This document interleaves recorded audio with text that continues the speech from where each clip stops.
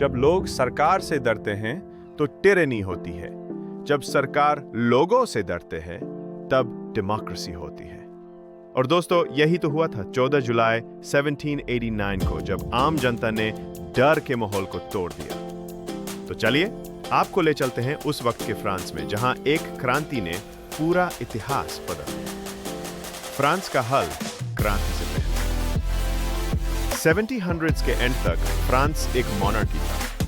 King Louis the sixteen गद्दी पर था, पर सिचुएशन बिल्कुल भी ठीक नहीं थी। फ्रांस की इकोनॉमी बहुत वीक थी। कई वॉर्स हो चुकी थी, जैसे कि 7 Years वॉर और अमेरिकन वॉर ऑफ इंडिपेंडेंस, जिनमें फ्रांस ने बहुत पैसा खर्च दिया था। दोस्तों, टैक्स सिर्फ गरीब लोगों पर लगता था। जो सबसे रिच लोग थे, क्लर्जी फर्स्ट एस्टेट और नोबल्स सेकंड एस्टेट, उन्हें लगभग टैक्स से छूट थी। पर जो आम लोग थे, फार्मर्स, ट्रेडर्स, मजदूर, थर्ड एस्टेट, उनसे हर छोटी बात पर टैक्स लिया जाता था। इनका लाइफ लिटरली स्ट्रगल बन चुका था।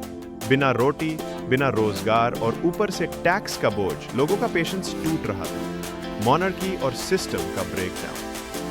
किंग लुई द सिक्सटीन एक कंफ्यूज्ड राजा था। वो चाहता तो था कि रिफॉर्म्स लाए, पर उसमें डिसीजन लेने की हिम्मत नहीं थी। उन्होंने जब एस्टेट्स जनरल बुलाया, एक पार्लियामेंट्री बॉडी, तो थर्ड एस्टेट के लोगों को प्रॉपर्ली ट्रीट ही नहीं किया गया। तभी थर्ड एस्टेट के लोगों ने अपना एक अलग असेंबली बनाया, नेशनल असेंबली।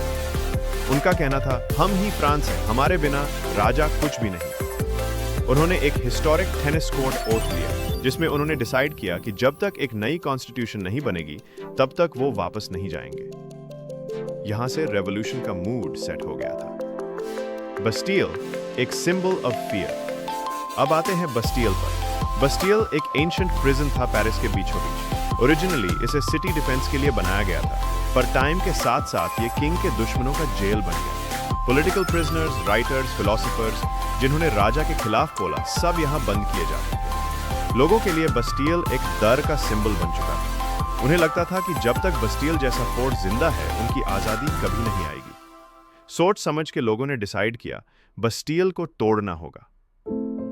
पेरिस में हंगामा, जुलाई 1789। पेरिस में टेंशन पीक पर था। जुलाई के पहले वीक में लोग राशन के लिए लड़ रहे थे। मार्केट में रोटी नहीं थी, और जो थी वो महंगी होती जा रही थी।